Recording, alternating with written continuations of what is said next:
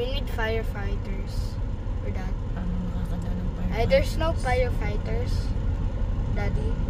Thank God talaga dahil bago pa sumabog at magliyab sa apoy ang truck na nasa unahan namin, ay malayo pa kami. Sa video, makikita niyong sunog na sunog ang truck na punong-puno ng bote ng mantika. Nangyari ito sa kahabaan ng Star Tollway kung saan papunta kaming Batangas para umattend sa aming family reunion. Kaya ingat lagi sa kalsada, guys. Sa hinaba-haba ng prosesyon, natuloy naman kami sa family reunion namin. Kaliwat kanang kulitan, ang saya. May mga nanalo ng bigas.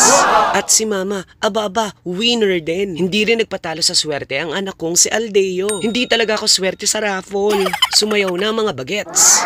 Ang mga dalaga nagpakitang gilas din. Na sinamahan pa ng dalagi. Ang dami na nating bakla, ha? May pabudots din ang mga nanay ng tahanan. Ang saya talaga ng Solis Clan family reunion namin. Sa uulitin.